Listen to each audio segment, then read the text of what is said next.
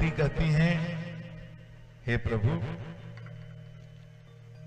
मैं आपके शरण में आई हूं, आपकी भक्ता हूं, आपकी दासी हूं। आप अपने इस दास के हृदय में जो संसार रूपी वृक्ष है उसको काटने के लिए ज्ञान रूपी कुल्हाड़ी के समान है। मेरे मन में जो संसार के प्रति आकर्षण है उसको काट दीजिए, मुझे वैराग्य दीजिए, मेरे मन में उपरति दीजिए, ऐसा कुछ कीजिए कि मेरे अज्ञान का अंधकार दूर हो जाए। अब मेरे हृदय को ज्ञान के प्रकाश से भर दीजिए। मैं आपके शरण में हूं प्रभु। अरे मैंने क्या क्या ऐश्वर्य नहीं देखा।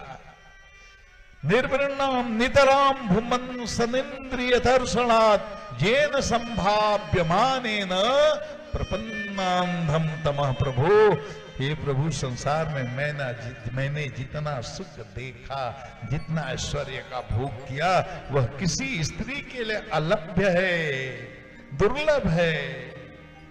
हर तरह का वैभव देखा, मायके से लेकर ससुराल तक, फिर भी मेरा मन अतृप्त है, असंतुष्ट है।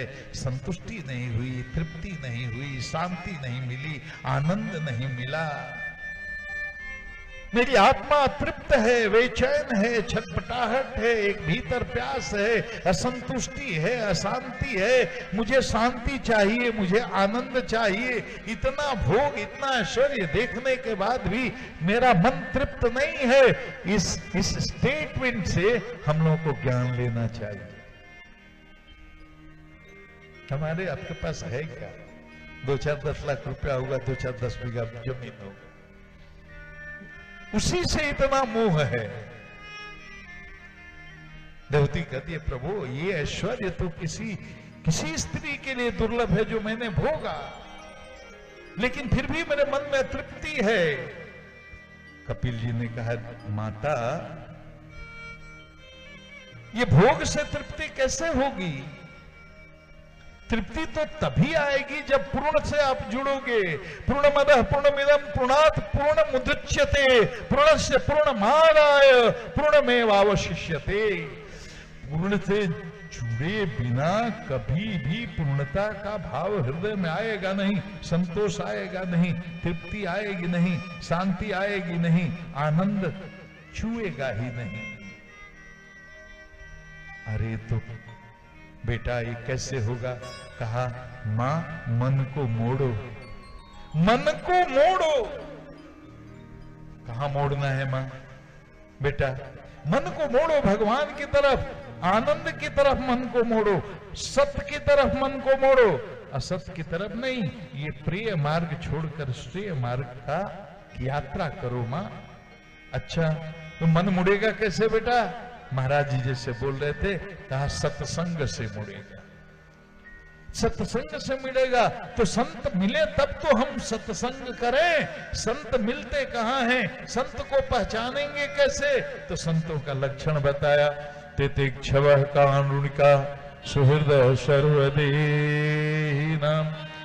अजात शत्रवः शांता साधवः साधुभूषण।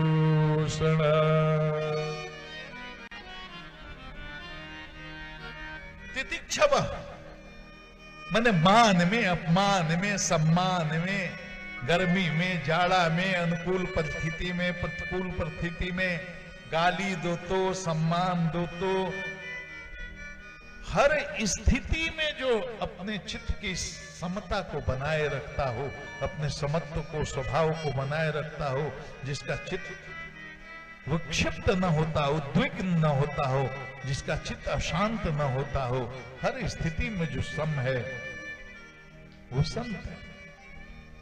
कारुणिका,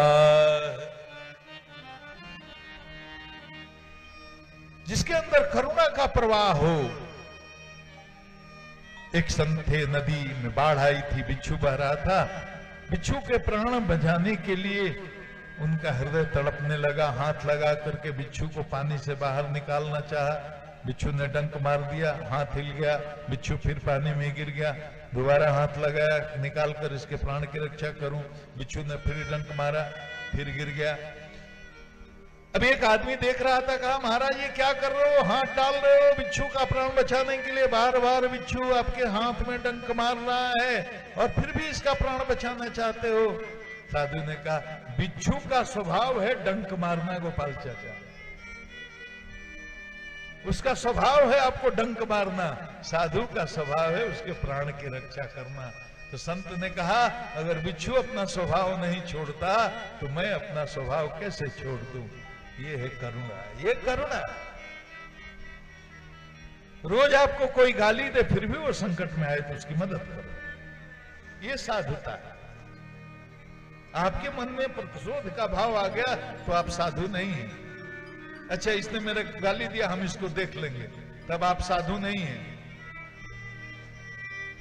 साधु का मतलब किसी के अमंगल की, किसी के अहित की कभी कोई कामना ही न करे। देखो योग सूत्र में एक सूत्र अहिंसा प्रदीक्षायाम तत्र सन्निधो भय त्याग। चित्त में योगी के जब अहिंसा वृत्ति प्रतिष्ठित होती है तो उसके आस पास रहने वाले जीवों के मन से भी हिंसा निकल जाती है। बाघ रहेगा बकरी रहेगा लेकिन बाघ ये भूल जाएगा कि बकरी मेरा आहार है, तब माना जाएगा कि जोगी की अहिंसा वृत्ति प्रतिष्ठित है। पृथ्वी के अंदर जितने रत्न हैं अगर आपको दिखाई पड़ने लगे, यहाँ नीचे कोयले की खान है, हीरे की खान है, पेट्रोल है, सोना है, तब समझिए कि आपकी अपरिग्रह वृत्ति प्रतिष्ठित है।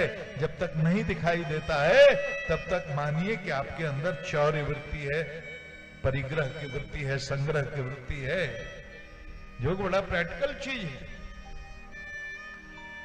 तो तितिक्षवः कारुणिका, करुणा, संत के अंदर करुणा होती है। सुहृदय सर्वदीना, कोई भी दुश्मन है ही नहीं, कोई शत्रु है ही नहीं। शत्रु के रूप में जो आपको दिखाई पड़ता है उसको भगवान ने खड़ा किया है आपके ही कल्याण के लिए। दो चार शत्रु भी रहना चाहिए, आलोचक भी रहना चाहिए। पांच आदमी गाली नहीं देता रहेगा तो आप अपने में सुधार कैसे करिएगा? अकारण ही दे रहा है, लेकिन आप उसके लिए मंगल कामना करिए भगवान से। भगवान ये मेरा गाली भी दे रहे हैं, मेरी निंदा भी कर रहे हैं, आलोचना भी कर रहे हैं, तब भी इनका कल्याण हो, इनके बुद्धि में सुधार हो, इनका मंगल हो। ये नहीं कि उसको हम मन में पाल लें और प्रतिशोध रख लें तो हमारा पतन हो जाए। साधु निंदक आलोचक का भी सम्मान करते हैं, उसके भी मंगल की कामना करते हैं, वो किसी को शत्रु मानते ही नहीं है। ये साधु के लक्षण है। तितिक्षवः कारुणिका सुहृदय सर्वदीना, जो लिखा है वही पढ़ रहा हूं, अपने मन से कुछ नहीं बोल। अजात शत्रवः संता शांता साधव कुसाधु भूषण, निज प्रभु मैं देख ही जगत कैसन करहि बिरो, सिय राम मय सब जग जानी, करऊं प्रणाम जुरि जुग पानी, सिय राम मय सब जग जानी, करऊं प्रणाम जुरि जुग पानी, मंगल भवन मंगल हरि, तबहु सुदशरथ अजिर बिहारी, मंगल भवन।